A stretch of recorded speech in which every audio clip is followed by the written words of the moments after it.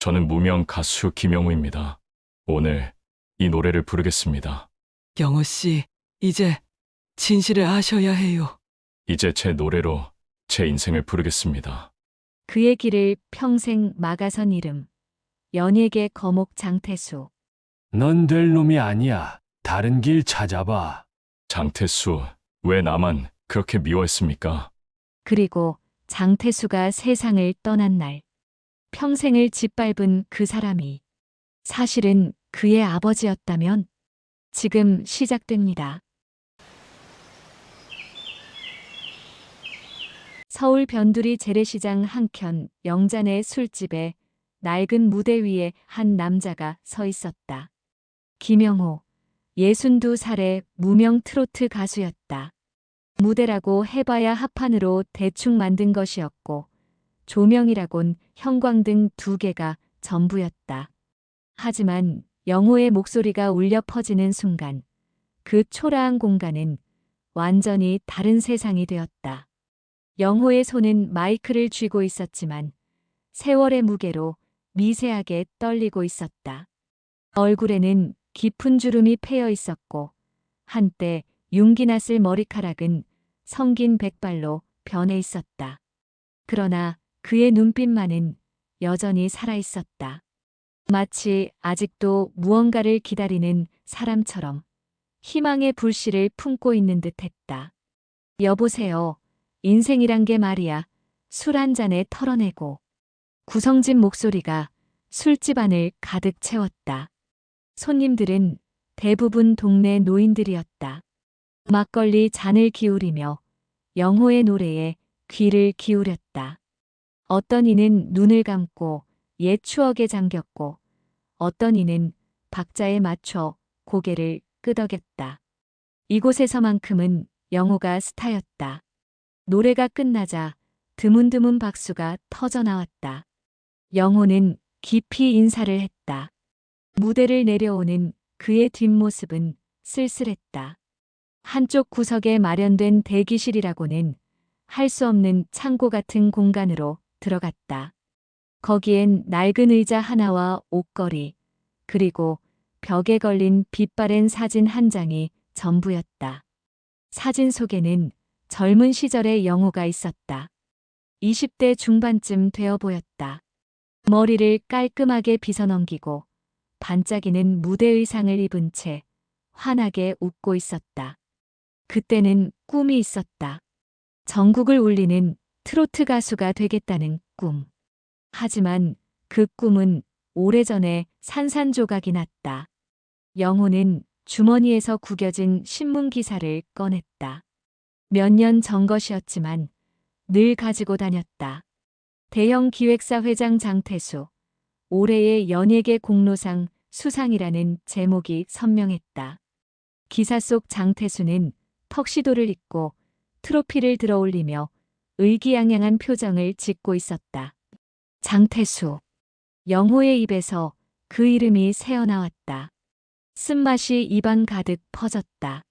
30여 년 전 영호가 처음 가요계에 발을 들였을 때부터 장태수는 그의 앞길을 막아섰다. 당시 장태수는 이미 업계에서 영향력 있는 기획자였다. 수많은 신인들이 그의 손을 거쳐 스타가 되었다. 하지만 영호에게만은 철저히 차가웠다. 넌 될 놈이 아니야. 목소리는 그럭저럭이지만 스타의 그릇은 못 돼. 차라리 다른 일을 찾아봐.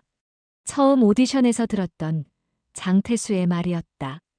그 후로도 영호는 포기하지 않고 여러 번 도전했다. 방송국 오디션, 가요제, 각종 대회. 하지만 이상하게도 장태수가 심사위원으로 있거나 관여하는 곳에서는 번번이 떨어졌다. 나중에는 소문이 돌기 시작했다. 장태수가 영호를 찍었다는 소문이었다. 영호는 이해할 수 없었다. 자신이 그에게 무슨 잘못을 했는지, 왜 그토록 미워하는지 알 수 없었다. 다른 심사위원들이 호평을 해도 장태수가 반대하면 끝이었다. 저 친구는 무대 체질이 아니에요라는 그의 한마디에 모든 기회가 물거품이 되었다. 시간이 흐르면서 영호의 삶은 점점 무너져 내렸다. 아내는 당신은 왜 그렇게 재수가 없냐며 떠났고 하나뿐인 딸도 아빠처럼 살고 싶지 않아라며 연락을 끊었다. 영호는 고시원과 찜질방을 전전하며 살았다. 낮에는 공사판에서 일하고 밤에는 술집 무대에 섰다. 그것이 그가 할 수 있는 전부였다. 영자네 술집 사장 영자 아줌마가 창고 문을 열고 들어왔다. 60대 중반의 영자 아줌마는 영호를 딱하게 여기는 몇 안 되는 사람 중 하나였다. 영호 씨, 오늘도 수고했어요. 여기 일당이에요. 봉투를 건네는 영자 아줌마의 손이 따뜻했다. 영호는 고개를 숙여 인사했다. 감사합니다, 아줌마. 뭘 그래요? 영호 씨 노래 듣고 우는 손님들도 있다니까요. 진짜 실력 있는 사람은 언젠가는 빛을 보는 법이에요. 영자 아줌마의 위로가 고마웠지만 영호는 이미 희망을 버린 지 오래였다. 62살.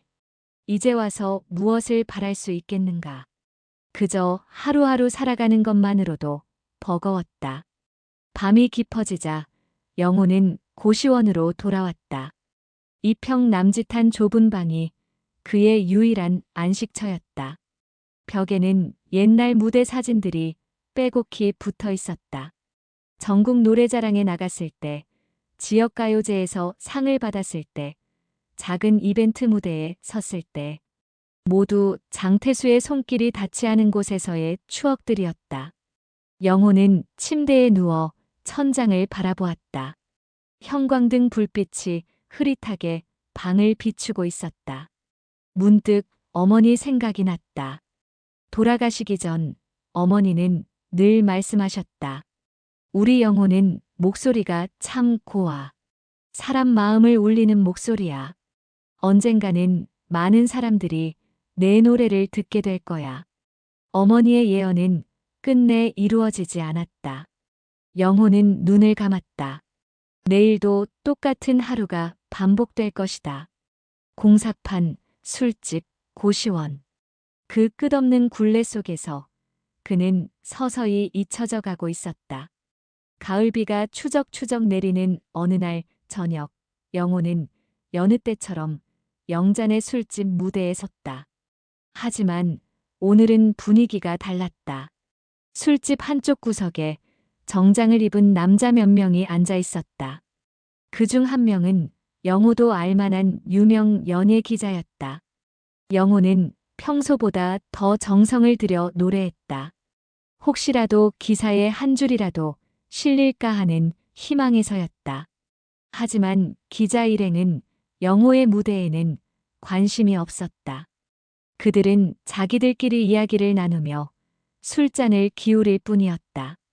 장태수 회장님이 이번에 또 대박을 터뜨렸다면서요?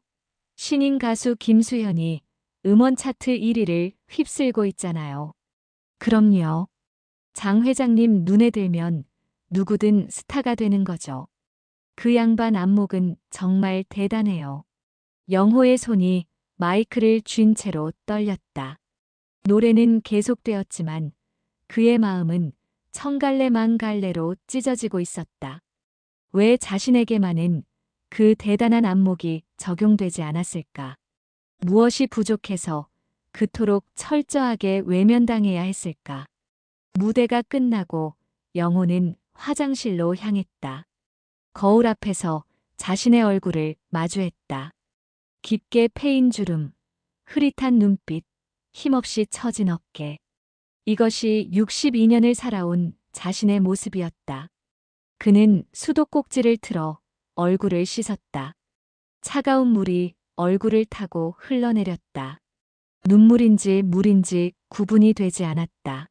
술집으로 돌아오니 기자 일행이 막 나가려는 참이었다. 그들이 지나가면서 나눈 대화가 영호의 귀에 들렸다. 근데 저 가수 누구예요? 목소리는 꽤 괜찮은데. 아, 김영호 씨요? 동네 술집이나 돌아다니는 무명 가수예요. 예전부터 계속 도전했는데 번번이 떨어졌대요. 장태수 회장님이 찍어서 그렇다는 소문도 있고. 아, 그래서 저 나이까지 무명인 거군요. 불쌍하네. 불쌍하다. 그 한마디가 영호의 가슴에 비수처럼 꽂혔다. 그는 주먹을 꽉 쥐었다. 분노인지 서러움인지 모를 감정이 치밀어 올랐다. 하지만 그가 할 수 있는 것은 아무것도 없었다. 그저 참고 삼키는 것뿐이었다. 그날 밤 영호는 소주를 마셨다.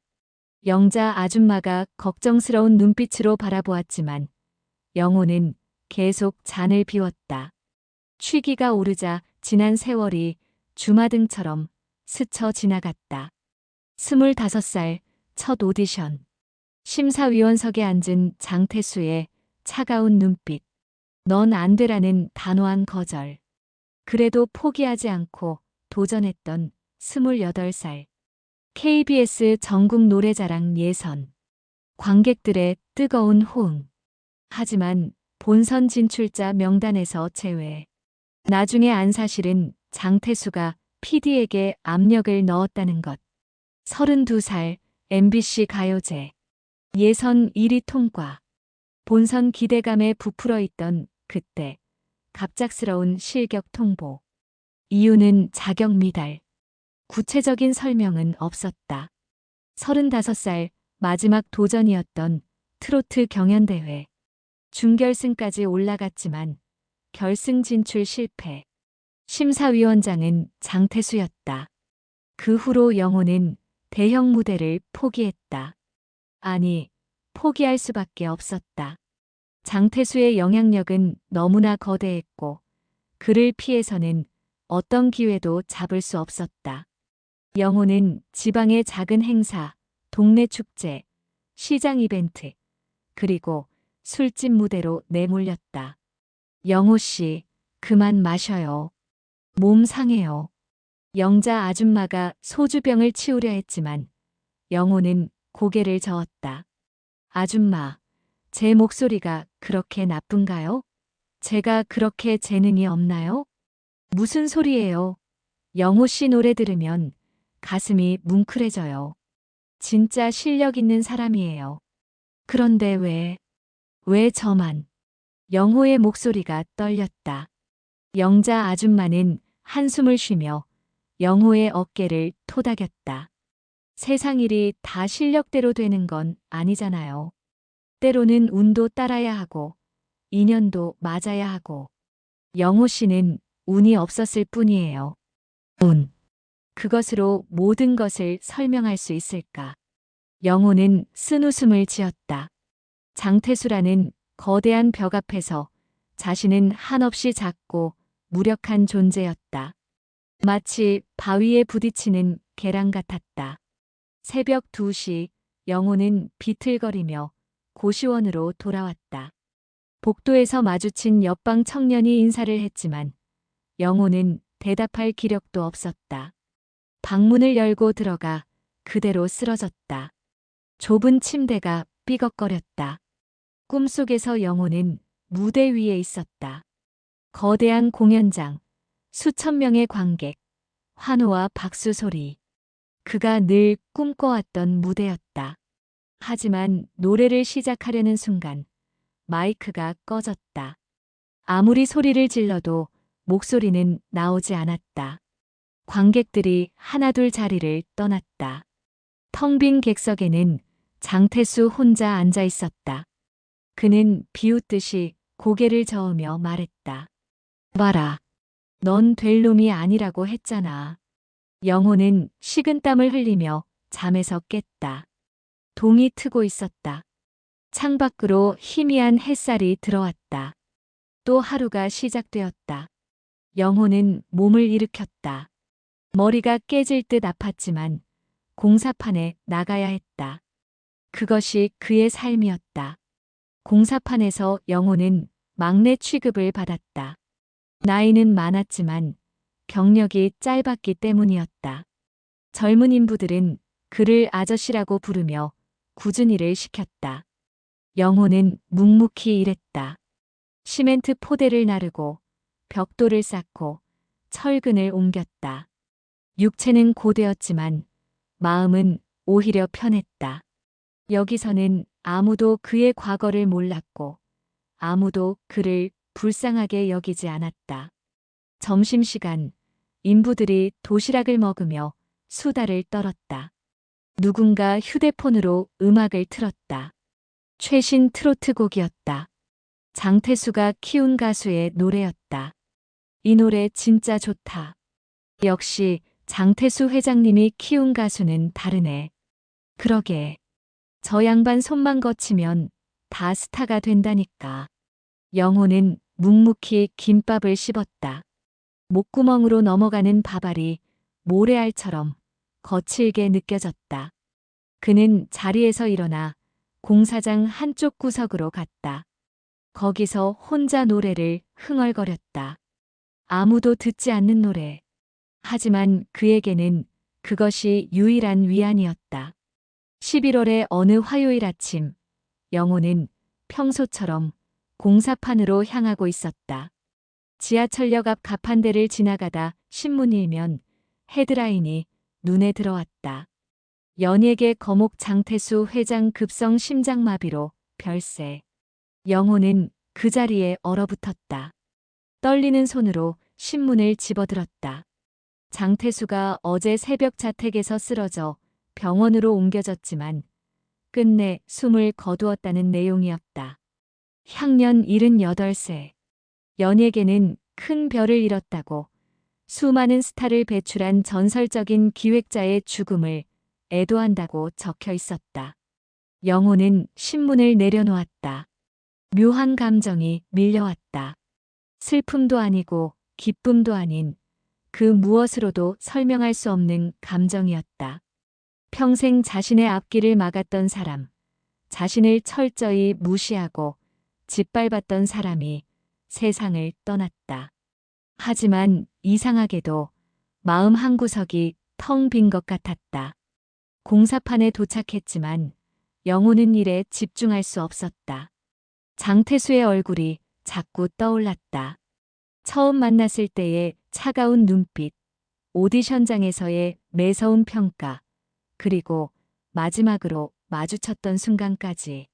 그는 언제나 영호를 무시하는 표정이었다. 점심시간, 영호는 현장 반장에게 오후에 일이 있다고 양해를 구했다. 반장은 못마땅한 표정이었지만 허락했다. 영호는 고시원으로 돌아와 옷장을 열었다. 구겨진 검은색 정장이 걸려 있었다. 언제 입었는지도 기억나지 않는 옷이었다. 다림질을 할 여유는 없었다. 그는 정장을 입고 거울을 보았다. 초라했다. 하지만 그것이 자신의 모습이었다. 장례식장은 서울 강남의 대형 병원에 마련되어 있었다. 영호가 도착했을 때는 이미 수많은 조문객들로 북적이고 있었다. 유명 연예인들, 방송국 관계자들, 기업인들, 정치인들까지 모두가 검은 옷을 입고 엄숙한 표정으로 들어가고 있었다. 영호는 입구에서 망설였다. 자신이 여기 있어도 되는 건지 확신이 서지 않았다. 누가 봐도 그는 이곳과 어울리지 않는 사람이었다. 하지만 발걸음은 이미 안으로 향하고 있었다. 무언가에 이끌리듯이. 장례식장 안은 거대했다. 여러 개의 빈소가 마련되어 있었는데 장태수의 빈소는 가장 큰 특실이었다. 입구에는 화환이 빼곡히 놓여 있었고 조문객들이 줄을 서 있었다. 영호는 그 긴 줄 끝에 섰다. 앞에 선 사람들의 대화가 들렸다. 장태수가 얼마나 훌륭한 사람이었는지, 얼마나 많은 스타를 키워냈는지, 한국 연예계에 얼마나 큰 공헌을 했는지 모두가 그를 칭송했다. 영호만이 다른 기억을 가지고 있었다. 차례가 가까워질수록 영호의 심장 박동이 빨라졌다. 드디어 빈소 앞에 섰을 때 영호는 영정 사진과 마주했다. 사진 속 장태수는 온화한 미소를 짓고 있었다. 영호가 본 적 없는 표정이었다. 그는 향을 피우고 절을 했다. 2번, 그리고 반절. 유족석에는 장태수의 부인과 자녀들이 앉아 있었다. 영호는 그들과 눈이 마주치지 않도록 조심했다. 하지만 부인이 먼저 말을 걸었다. 먼 길 오셨습니다. 고인과 어떤 인연이신지. 영호는 잠시 말을 잃었다. 어떻게 설명해야 할까? 평생 자신을 괴롭힌 원수였다고? 아니면 그저 아는 사람이었다고? 옛날에 몇 번 뵀습니다. 가수. 아니, 그냥 노래 좀 하는 사람입니다. 부인은 고개를 끄덕였다. 더 이상 묻지 않았다. 영호는 고개를 숙이고 빈소를 나왔다. 하지만 장례식장을 떠나지는 못했다. 무언가 아직 끝나지 않은 기분이었다. 그는 장례식장 한쪽 구석에 마련된 휴게실로 갔다. 거기서 창밖을 바라보며 앉아 있었다. 시간이 흘러 저녁이 되었다. 조문객들이 더 많이 몰려들었다. 유명한 가수들이 와서 조가를 불렀다. 모두 장태수가 키운 스타들이었다. 그들의 노래를 들으며 영호는 생각했다. 만약 장태수가 자신에게도 기회를 주었다면 자신도 저 자리에 서 있을 수 있었을까? 밤이 깊어갈 무렵 영호는 다시 빈소 앞에 섰다. 이번에는 사람이 많지 않았다. 그는 영정 앞에서 오래 서 있었다. 그리고 작은 목소리로 말했다. 회장님, 왜 저를 그렇게 미워하셨습니까? 제가 뭘 잘못했습니까? 한 번만이라도 기회를 주셨다면 저도 사람답게 살 수 있었을 텐데. 눈물이 났다. 영호는 손등으로 눈물을 닦았다. 서러움과 억울함, 그리고 이제는 영원히 답을 들을 수 없다는 절망감이 뒤섞였다. 그때 누군가 그의 어깨를 두드렸다. 돌아보니 백발의 노부인이 서 있었다. 혹시 김영호 씨 맞으신가요? 영호는 놀라서 고개를 들었다. 노부인의 얼굴은 낯설었지만 눈빛에는 묘한 친숙함이 있었다. 네, 맞습니다만. 저를 아시나요? 노부인은 잠시 영호를 바라보다가 한숨을 쉬었다. 오래전부터 알고 있었어요. 당신이 이곳에 올 줄도 알고 있었고요. 따로 할 이야기가 있는데 잠시 시간을 내주실 수 있나요? 영호는 영문을 모른 채 고개를 끄덕였다. 노부인은 그를 장례식장 밖으로 이끌었다. 병원 뒤편의 작은 정원에는 벤치가 놓여 있었다. 겨울이 가까워진 방 공기가 차가웠지만 두 사람은 벤치에 나란히 앉았다. 저는 윤정희라고 합니다.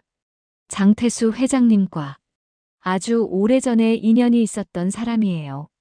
노부인의 목소리는 떨리고 있었다. 영호는 조용히 기다렸다. 무언가 중요한 이야기가 나올 것 같은 예감이 들었다. 윤정희 할머니는 한참을 말없이 앉아 있다가 입을 열었다. 그녀의 눈가에는 세월의 흔적이 깊게 새겨져 있었다. 주름진 손으로 손수건을 꺼내 눈가를 닦았다. 영호 씨, 당신이 왜 평생 장태수에게 그런 대접을 받았는지 궁금하셨을 거예요. 저는 그 이유를 알고 있어요. 하지만 지금은 때가 아니에요. 내일 장례식이 끝나고 나면 모든 걸 말씀드릴게요. 그녀는 자리에서 일어났다. 영호는 붙잡고 싶었지만 그럴 수 없었다. 노부인은 뒤돌아보며 한마디 더 했다. 내일 장례식에 꼭 오세요. 그리고 노래를 한 곡 불러주실 수 있나요? 고인을 위해서가 아니라 당신 자신을 위해서요. 영호는 어리둥절한 표정으로 고개를 끄덕였다. 노부인은 어둠 속으로 사라졌다. 영호는 한동안 벤치에 앉아 있었다. 머릿속이 복잡했다. 그 노부인은 누구이며 무엇을 알고 있다는 것일까? 그리고 왜 자신에게 노래를 부르라고 하는 것일까? 영호는 고시원으로 돌아왔다. 잠이 오지 않았다. 천장을 바라보며 생각에 잠겼다. 장태수가 죽었다. 평생 자신을 괴롭힌 사람이 세상을 떠났다. 하지만 마음이 후련하지 않았다. 오히려 더 무거웠다. 마치 풀리지 않은 숙제를 안고 있는 것 같았다. 다음 날 아침, 영호는 다시 정장을 입었다. 이번에는 좀 더 단정하게 차려입으려 노력했다. 면도를 하고 머리를 빗었다. 거울 속의 자신이 조금은 나아 보였다. 하지만 여전히 초라한 것은 마찬가지였다. 장례식장에 도착했을 때는 발인 예배가 시작되기 직전이었다. 대형 홀에는 수백 명의 조문객이 모여 있었다. 앞줄에는 유명 인사들이, 뒷줄에는 일반 조문객들이 앉아 있었다. 영호는 가장 뒤쪽 구석에 자리를 잡았다. 예배가 시작되었다. 목사님의 설교, 조사, 추도사가 이어졌다. 모두가 장태수를 칭송했다. 한국 연예계의 아버지, 스타메이커, 꿈을 이루어주는 사람. 영호는 그 말들을 들으며 씁쓸한 미소를 지었다. 자신에게는 꿈을 빼앗아간 사람이었는데 추도식이 진행되는 동안 유명 가수들이 나와서 조가를 불렀다.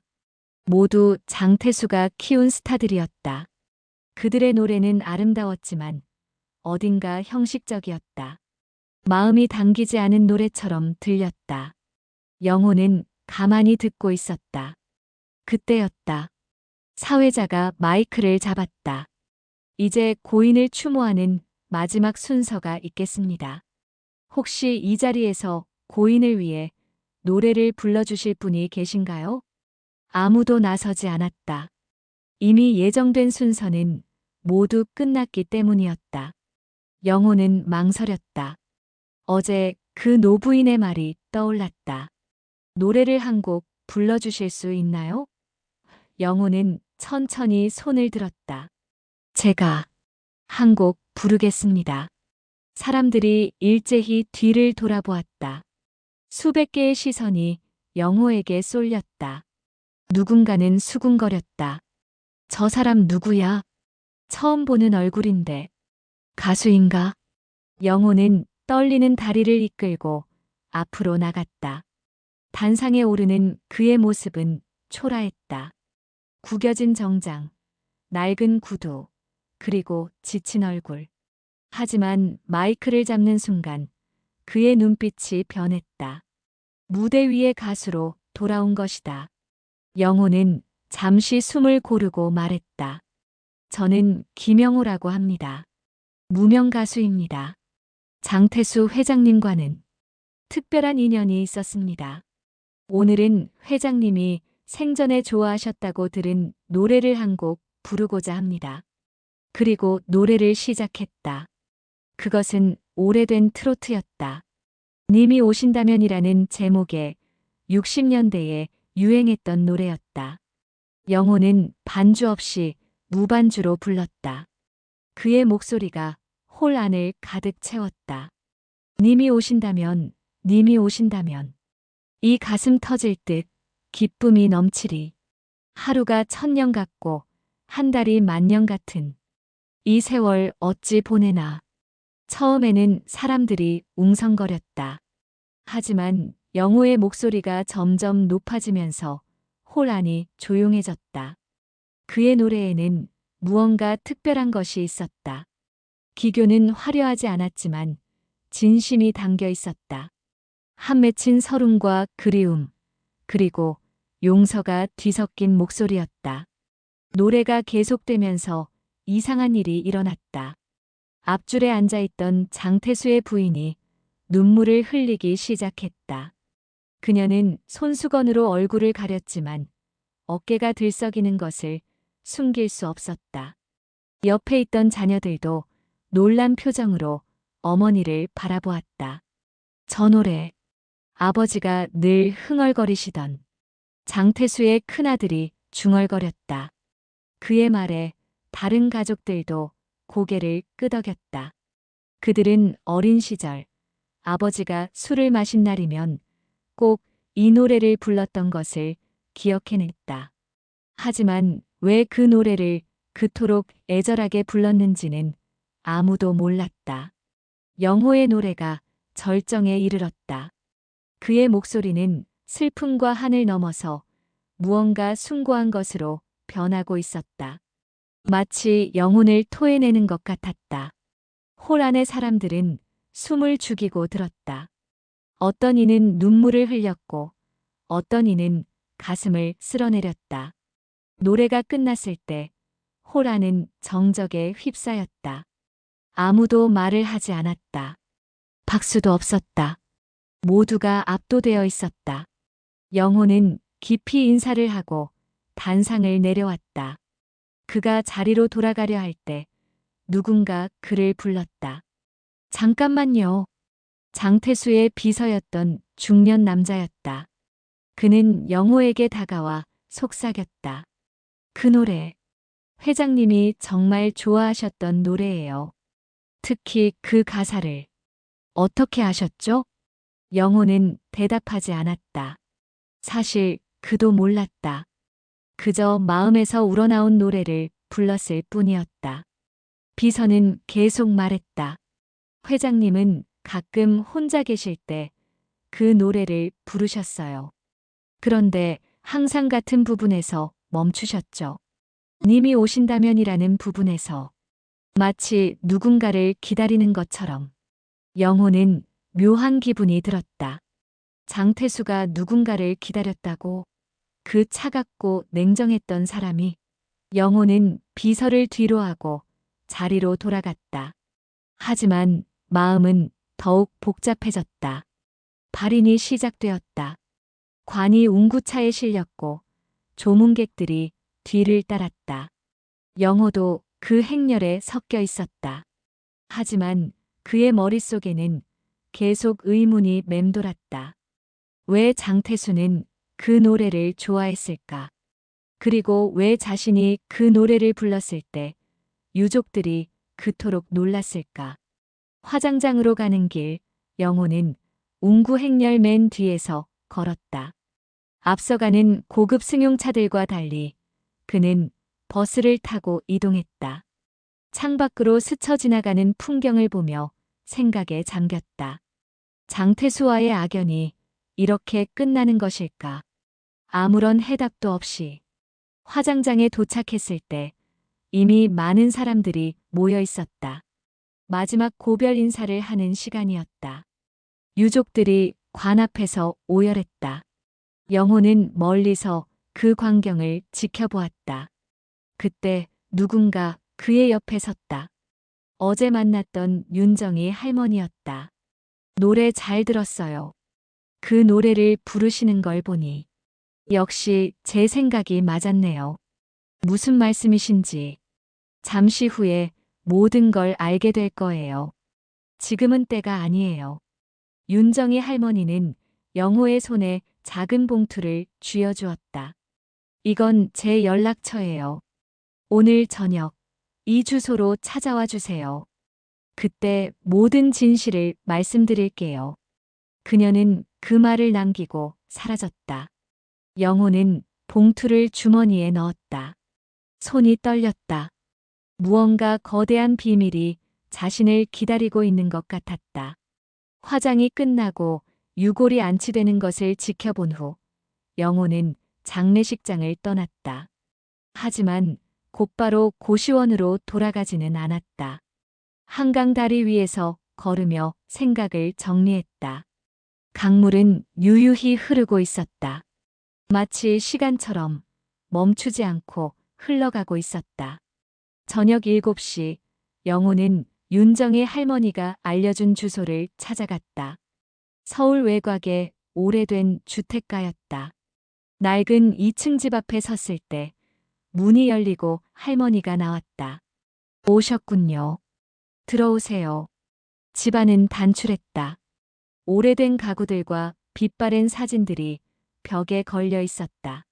할머니는 영호를 거실로 안내했다. 차를 내오며 말을 시작했다. 영호 씨, 제가 누구인지 먼저 말씀드려야겠네요. 저는 장태수의 첫사랑이었어요. 그리고 한 아이의 어머니이기도 했죠. 영호는 차를 마시다가 멈췄다. 할머니는 계속했다. 50년 전 저와 태수는 서로 사랑했어요. 하지만 집안의 반대로 헤어질 수밖에 없었죠. 태수는 부잣집 아들이었고 저는 가난한 집 딸이었으니까요. 그런데 헤어진 후에 저는 임신한 걸 알게 되었어요. 할머니의 눈가에 눈물이 맺혔다. 영호는 숨을 죽이고 들었다. 아이를 낳았지만 혼자 키울 형편이 안 되었어요. 그래서 고아원에 맡겼죠. 그 아이의 이름을 영호라고 지었어요. 김영호. 영호는 충격에 온몸이 굳어졌다. 차 잔이 손에서 미끄러져 떨어질 뻔했다. 할머니는 서랍에서 오래된 사진 한 장을 꺼냈다. 갓난아기를 안고 있는 젊은 여인의 사진이었다. 이게 당신을 안고 찍은 유일한 사진이에요.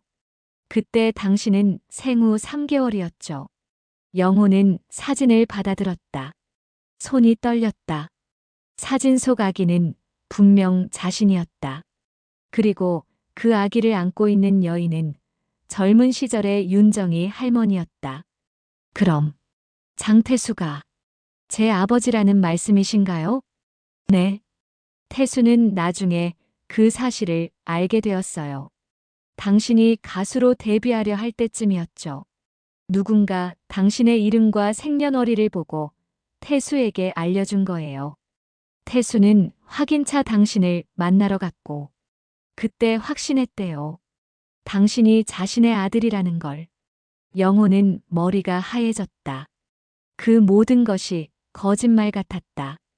평생 자신을 괴롭힌 사람이 친아버지였다니. 그런데 왜 저를 그렇게 대했습니까? 아들이라면 더더욱. 할머니는 한숨을 쉬었다. 죄책감 때문이었어요. 태수는 당신을 버린 것에 대한 죄책감에 시달렸죠. 그리고 두려웠대요. 당신이 성공해서 세상에 알려지면 자신의 과거가 드러날까봐. 그래서 일부러 당신의 길을 막았던 거예요. 가까이 할 수도 멀리 할 수도 없었던 거죠. 영호는 주먹을 쥐었다. 분노와 슬픔이 동시에 밀려왔다. 그게 이유였다니. 단지 그것 때문에 제 인생을 망친 거였다니. 태수도 괴로웠을 거예요. 당신을 볼 때마다 자신의 죄를 마주해야 했으니까요. 그래서 더 차갑게 대했던 거고요. 할머니는 또 다른 봉투를 꺼냈다. 이건 태수가 제게 맡긴 거예요.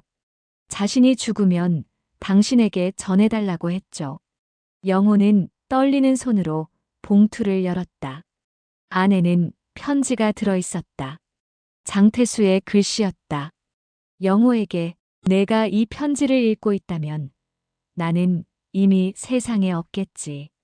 평생 너에게 못할 짓을 했다. 용서를 구할 자격도 없다는 걸 안다. 너는 내 아들이다. 내가 버린 그리고 평생 외면한 아들이다. 내가 처음 오디션장에 나타났을 때 나는 너무 놀랐다. 내가 버린 아이가 내 앞에 서서 노래를 부르고 있었으니까. 너의 목소리를 들을 때마다 가슴이 찢어졌다. 내 피를 이어받은 아이가 그토록 재능이 있는데 내가 그 재능을 짓밟고 있다는 사실이 지옥 같았다. 하지만 멈출 수 없었다. 너를 가까이 두면 모든 게 무너질 것 같았다. 님이 오신다면이라는 노래를 아니? 그건 내가 내 어머니를 생각하며 늘 부르던 노래다. 그리고 너를 생각하며 부르던 노래이기도 하다. 언젠가 내가 나를 용서하고 아버지라고 불러준다면. 하지만 그런 날은 오지 않겠지. 미안하다. 1000번 만번 사과해도 부족하다는 걸 안다. 내 인생을 망쳤다. 하지만 알아다오. 나는 단 한순간도 너를 잊은 적이 없다. 늘 멀리서 너를 지켜보았다. 내가 술집에서 노래하는 것도, 공사판에서 일하는 것도 다 알고 있었다. 재산의 일부를 내 명의로 남겨놓았다. 받기 싫겠지만 그것이 내가 할 수 있는 마지막 속죄다. 부디 남은 인생은 행복하게 살아다오. 너를 아들이라 부르지 못한 비겁한 남자 장태수. 영호는 편지를 내려놓고 울었다. 62년 인생에서 그렇게 울어본 적이 없었다. 할머니가 조용히 그의 어깨를 토닥였다. 편지를 읽은 후 영호는 한동안 말을 잇지 못했다. 눈물이 멈추지 않았다. 평생의 원한과 미움이 한순간에 무너져 내렸다. 그 자리를 채운 것은 텅 빈 허무함이었다. 윤정이 할머니는 조용히 기다렸다. 그녀도 눈물을 흘리고 있었다. 50년 동안 가슴에 묻어두었던 비밀이 드디어 밝혀진 순간이었다. 어머니. 영호가 입을 열었다. 할머니는 놀란 눈으로 그를 바라보았다. 저를 버리신 거군요. 할머니는 고개를 떨구었다. 미안해요. 정말 미안해요. 하지만 그때는 정말 어쩔 수 없었어요. 19살에 미혼모가 되어서 가족들에게 쫓겨나고 먹고 살 길이 막막했어요. 원망하지 않습니다. 이제 와서 무슨 소용이겠습니까? 영호의 목소리는 담담했다. 하지만 그 안에는 깊은 슬픔이 배어 있었다. 대신 궁금한 게 있습니다. 왜 지금에서야 저를 찾아오신 겁니까? 할머니는 한숨을 쉬었다. 태수가 부탁했어요. 자신이 죽으면 당신에게 진실을 알려달라고. 그리고 저도 이제는 시간이 얼마 남지 않았어요. 폐암 말기예요. 죽기 전에 당신을 한 번은 만나고 싶었어요. 영호는 할머니를 바라보았다. 자세히 보니 얼굴이 많이 수척했다. 병색이 역력했다. 그동안 멀리서라도 지켜보셨습니까? 네. 당신이 가수가 되려고 노력하는 것도, 실패하는 것도, 힘들게 사는 것도 다 봤어요. 하지만 나설 수가 없었어요. 무슨 자격으로? 할머니는 또 다른 상자를 꺼내왔다. 안에는 스크랩북이 가득했다. 영호와 관련된 모든 기사, 사진, 공연 포스터들이 정성스럽게 모아져 있었다. 이게 제가 할 수 있는 전부였어요. 당신의 모든 순간을 기록하는 것. 영호는 스크랩북을 넘겨보았다. 자신도 가지고 있지 않은 자료들이 많았다. 작은 지역신문의 공연 소식, 흐릿한 무대 사진들, 심지어 영잔의 술집 전단지까지 있었다. 어머니도, 아버지도 둘 다 저를 지켜보고 계셨군요. 멀리서. 정말 미안해요. 할머니는 영호의 손을 잡았다. 주름진 손이 떨리고 있었다. 하나 더 보여드릴 게 있어요. 할머니는 오래된 카세트 테이프를 꺼냈다. 낡은 라디오에 넣고 재생 버튼을 눌렀다. 잡음 섞인 소리 뒤로 노래가 흘러나왔다. 젊은 남자의 목소리였다. 님이 오신다면, 님이 오신다면. 영호는 놀랐다. 장태수의 목소리였다. 그것도 젊은 시절의 목소리. 노래는 계속되었다. 서툴지만 진심이 담긴 노래였다. 이건 태수가 23살 때 녹음한 거예요. 저를 위해 불러준 노래죠. 그때 태수도 가수가 되고 싶어 했어요. 하지만 집안의 반대로 포기했죠. 대신 기획자가 되어 다른 사람들의 꿈을 이뤄주겠다고 했어요. 영호는 아버지의 노래를 들으며 묘한 감정에 휩싸였다. 자신과 똑같은 꿈을 가졌던 사람. 하지만 그 꿈을 포기하고 다른 길을 선택한 사람. 그리고 자신의 아들이 같은 꿈을 꾸는 것을 막았던 사람. 아버지도 노래를 하고 싶었군요. 네. 그래서 더 당신을 막았는지도 몰라요. 자신이 이루지 못한 꿈을 당신이 이루는 걸 보고 싶지 않았을 수도 있고, 아니면 자신처럼 실패할까봐 두려웠을 수도 있고. 테이프가 끝났다. 정적이 흘렀다. 영호는 천천히 일어났다. 이제 알았습니다.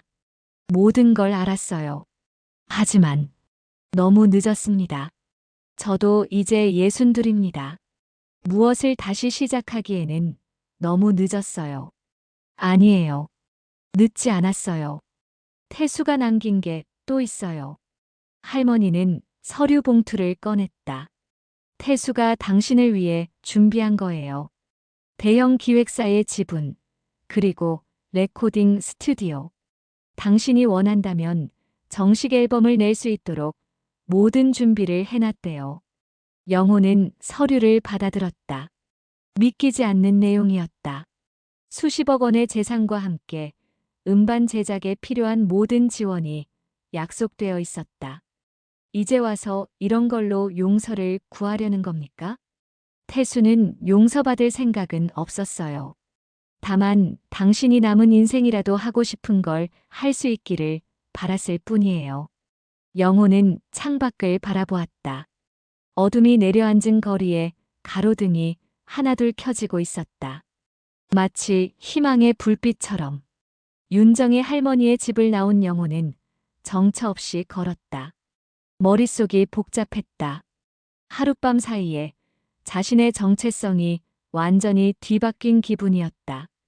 고아에서 장태수의 아들로, 무명 가수에서 거액의 상속자로. 휴대폰이 울렸다. 영자 아줌마였다. 영호 씨, 오늘 안 오시나요? 손님들이 영호 씨 노래 듣고 싶다고 기다리고 있는데. 영호는 잠시 망설였다. 이제 그는 술집에서 노래할 필요가 없었다. 하지만 이상하게도 그곳이 그리웠다. 지금 가겠습니다. 영잔의 술집에 도착했을 때 평소와 다름없는 풍경이 펼쳐져 있었다. 동네 어르신들이 막걸리를 마시며 담소를 나누고 있었다. 영호를 본 그들이 반갑게 인사했다. 영호 씨 왔네. 오늘은 신나는 노래 한 곡 해줘요. 영호는 무대에 올랐다. 마이크를 잡는 손이 떨렸다. 하지만 이번에는 다른 이유였다. 두려움이 아니라 설렘이었다. 처음으로 자신이 누구인지 알게 된 후의 첫 무대였다. 오늘은 특별한 노래를 들려드리고 싶습니다. 제 아버지가 좋아했던 노래입니다. 그는 님이 오신다면을 불렀다. 장례식장에서 불렀던 것과는 다른 느낌이었다. 이번에는 용서와 화해의 마음이 담겨 있었다. 노래가 끝났을 때 술집 안은 박수로 가득했다. 영호 씨, 오늘따라 노래가 더 좋네요. 무슨 좋은 일 있어요? 영호는 미소를 지었다. 처음으로 진심으로 웃었다. 다음 날 영호는 장태수가 남긴 기획사를 찾아갔다. JS 엔터테인먼트라는 간판이 걸린 건물은 강남 한복판에 있었다. 영호가 도착하자 직원들이 놀란 표정으로 맞이했다. 김영호 선생님이시죠?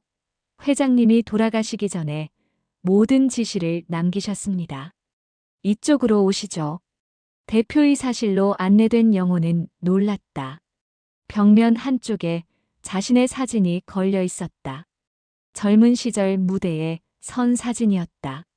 그 옆에는 장태수의 사진도 있었다.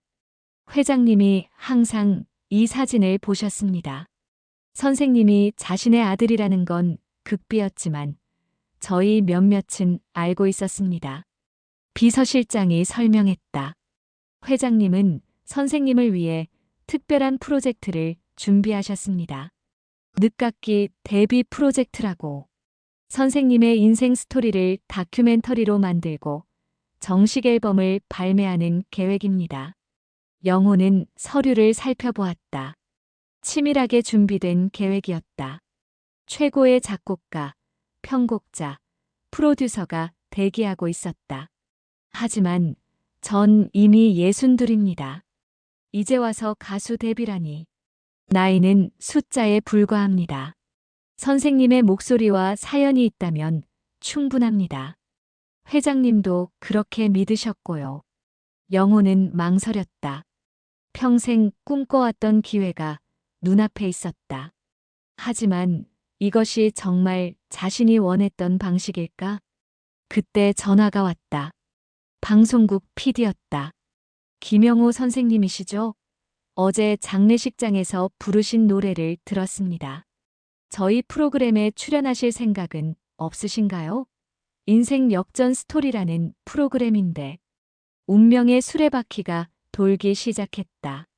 영호는 깊은 숨을 쉬고 대답했다. 네, 하겠습니다. 녹화 당일, 영호는 방송국 대기실에 앉아 있었다. 평생 꿈꿔왔지만 한 번도 와보지 못했던 곳이었다. 메이크업을 받고 새 옷을 입었다. 거울 속에 자신이 낯설었다. 5분 후 스탠바이입니다. 스태프의 목소리가 들렸다. 영호는 일어섰다. 무대로 향하는 복도를 걸으며 생각했다. 아버지는 끝내 자신을 아들이라 부르지 못했다. 자신도 아버지를 용서하지 못했다. 하지만 이제는 달랐다. 음악이 그들을 이어주고 있었다. 무대에 선 영호는 객석을 바라보았다. 수백 명의 관객이 있었다. 그 중에는 윤정이 할머니도 있었다. 휠체어에 앉아 있었지만 미소를 짓고 있었다. 안녕하세요. 저는 62살의 늦깎이 가수 김영호입니다. 오늘 제 이야기를 들려드리고 싶습니다. 스포트라이트가 켜졌다. 영호는 노래를 시작했다. 자신이 새로 만든 곡이었다. 제목은 아버지였다. 당신이 걸었던 그 길을 이제야 이해합니다. 당신이 흘렸던 눈물을 이제야 알 것 같습니다. 미워했던 시간보다 그리운 시간이 더 길어질 때 비로소 당신을 아버지라 부릅니다. 노래가 끝났을 때 객석은 눈물바다가 되어 있었다. 기립박수가 쏟아졌다. 영호도 울었다. 62년 만에 찾은 자신의 자리에서 방송이 나간 후 반응은 폭발적이었다. 기구한 사연의 늦깎이 가수, 장태수 회장의 숨겨진 아들, 62세에 찾은 꿈. 온갖 기사가 쏟아졌다. 하루아침에 영호는 유명인이 되었다. 하지만 영호에게 가장 중요한 것은 명성이 아니었다. 영잔의 술집 무대에 다시 섰을 때 동네 어르신들이 해준 말이 가장 큰 위로였다. 영호 씨, TV에 나와도 우리 영호 씨는 그대로네. 그게 좋아. 영호는 여전히 영잔의 술집에서 노래했다. 다만 이제는 더 많은 사람들이 그의 노래를 들으러 왔다. 작은 술집은 영호의 노래가 있는 곳으로 유명해졌다. 첫 정규 앨범 녹음이 시작되었다. 영호는 새벽부터 스튜디오에 들어가 밤늦게까지 작업했다. 젊은 시절 상상만 했던 일이 현실이 되었다. 최고의 세션들과 함께 음악을 만들고 전문 프로듀서가 그의 목소리를 다듬어 주었다. 영호 선생님, 그 부분 감정을 조금 더 절제해서 다시 한번 해보시죠. 프로듀서의 지시에 영호는 고개를 끄덕였다. 62의 나이에 새로운 것을 배우는 것은 쉽지 않았다. 하지만 그는 겸손하게 모든 조언을 받아들였다. 늦게 시작한 만큼 더 열심히 해야 한다고 생각했다. 녹음 중간에 윤정의 할머니가 스튜디오를 찾아왔다. 휠체어에 앉아 있었지만 얼굴에는 미소가 있었다. 잘하고 있어요. 태수가 하늘에서 기뻐할 거예요. 어머니, 병원에 계셔야 하는 거 아닌가요? 오늘은 특별한 날이잖아요. 내 아들의 첫 앨범 녹음을 놓칠 수 없죠. 영호는 어머니의 손을 잡았다. 차갑고 야윈 손이었다. 시간이 많지 않다는 것을 알 수 있었다. 어머니가 계시는 동안 꼭 무대에 서겠습니다. 큰 무대에서 노래하는 모습을 보여드릴게요. 그것만으로도 충분해요. 이미 충분히 자랑스러워요. 앨범 타이틀곡은 님이 오신다면을 현대적으로 편곡한 버전이었다. 장태수가 좋아했던 그 노래를 영호만의 스타일로 재해석했다. 녹음을 마치고 들어보니 노래에는 항과 그리움, 그리고 용서가 모두 담겨 있었다. 앨범 발매를 앞두고 대대적인 홍보가 시작되었다. 각종 예능 프로그램과 토크쇼에 출연 요청이 쇄도했다.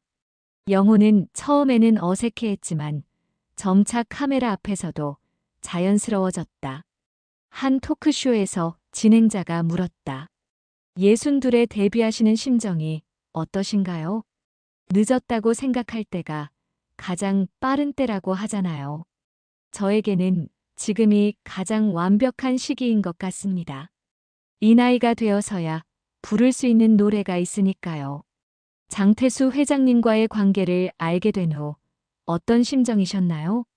영호는 잠시 침묵했다. 그리고 천천히 말했다. 처음에는 원망스러웠습니다. 왜 진작 말해주지 않았을까? 왜 그렇게 차갑게 대했을까? 하지만 이제는 이해합니다. 아버지도 나름의 고통이 있었겠죠. 저를 사랑하는 방법을 몰랐던 거예요. 방송이 나간 후 많은 사람들이 영호의 이야기에 공감했다. 특히 부모와 화해하지 못한 채 이별한 사람들, 늦은 나이에 꿈을 포기한 사람들이 용기를 얻었다고 메시지를 보내왔다. 드디어 앨범 발매일. 음원이 공개되자마자 실시간 차트에 진입했다. 님이 오신다면은 발매 하루 만에 1위에 올랐다. 62세 신인 가수의 기적 같은 일이었다. 첫 공식 무대는 연말 가요대전이었다. 그 무대는 영호가 평생 꿈꿔왔던 곳이었다. 수만 명의 관객 앞에서 노래할 수 있는 기회. 무대에 오르기 전 영호는 대기실에서 아버지의 사진을 꺼내보았다. 아버지, 보고 계신가요? 드디어 여기까지 왔습니다. 무대 위에 선 영호는 깊은 숨을 쉬었다. 조명이 어두워지고 음악이 시작되었다. 첫 소절을 부르는 순간 관객석에서 환호가 터져 나왔다. 스마트폰 불빛이 별처럼 반짝였다. 노래하는 동안 영호는 자신의 인생이 주마등처럼 스쳐 지나가는 것을 느꼈다. 고아원에서의 외로운 시절, 첫 오디션의 실패, 공사판에서의 고된 노동, 술집 무대의 쓸쓸함. 그 모든 것이 이 순간을 위한 준비였다는 생각이 들었다. 공연이 끝나고 영호는 윤정이 할머니를 찾아갔다. 병원 침대에 누워있는 어머니는 많이 수척해져 있었다. 하지만 영호를 보자 환하게 웃었다. TV로 봤어요. 정말 멋있었어요. 어머니, 제가 상 받았어요. 신인상이래요. 62의 신인상이라니 우습죠? 전혀 안 우스워요. 당신은 이제 시작이니까요. 며칠 후 윤정의 할머니는 조용히 눈을 감았다. 영호의 손을 잡은 채였다. 마지막 말은 자랑스러워요였다. 영호는 어머니의 장례식에서 어머니라는 제목의 노래를 불렀다. 그것은 평생 부르지 못했던 어머니를 위한 노래였다. 영호의 이야기는 많은 사람들에게 희망을 주었다. 포기하지 않으면 언젠가는 기회가 온다는 것, 용서하고 화해하는 것이 얼마나 중요한지를 보여주었다. 영호는 각종 강연과 콘서트를 통해 자신의 이야기를 나누었다. 1년이 지났다. 영호는 이제 명실상부한 톱스타가 되어 있었다. 하지만 그는 여전히 영잔의 술집을 찾았다. 화려한 무대도 좋았지만 자신을 있는 그대로 받아준 그곳이 가장 편했다. 영호 씨, 대스타가 되어도 우리를 잊지 않고 찾아와줘서 고마워요. 영자 아줌마의 말에 영호는 웃었다. 제가 어떻게 이곳을 잊겠어요. 여기가 제 시작이었는데요. 영호는 작은 무대에 올랐다. 마이크를 잡는 손은 이제 떨리지 않았다. 그에게는 더 이상 두려움이 없었다. 늦게 찾아온 행복이었지만 그래서 더 소중했다. 노래를 시작하려는 순간 영호는 문득 생각했다. 만약 장태수가 처음부터 자신을 인정해 주었다면 어땠을까? 아마 지금과는 완전히 다른 삶을 살았을 것이다. 하지만 그렇다면 지금의 이 깊이, 이 감동을 노래에 담을 수 있었을까? 인생에는 때가 있다. 너무 이른 성공은 오히려 독이 될 수 있고 너무 늦은 성공은 없다. 영호는 62에 찾아온 성공이 가장 완벽한 타이밍이었다고 믿었다. 그 나이가 되어서야 비로소 아버지를 이해할 수 있었고 어머니를 용서할 수 있었고 자신을 받아들일 수 있었으니까. 여러분, 오늘은 새로운 노래를 들려드리겠습니다. 제목은 늦지 않았어입니다. 영호의 목소리가 술집을 가득 채웠다. 그것은 단순한 노래가 아니었다. 한 사람의 인생이었고, 용서와 화해의 이야기였고, 희망의 메시지였다. 무대 뒤의 그늘에서 시작된 이야기는 이제 빛나는 무대 위에서 새롭게 쓰이고 있었다. 김영호, 62의 가수는 오늘도 노래한다. 늦게 찾아온 꿈을 위해, 그리고 아직 꿈을 포기하지 않은 모든 사람들을 위해 한 남자의 꿈이 이루어지는 이야기였습니다. 비록 늦게 알았던 아버지의 비밀이지만 그는 꿈을 위해 다시 달려나갔습니다. 이야기가 재미있으셨다면 구독과 좋아요 부탁드립니다. 시청해주셔서 감사합니다.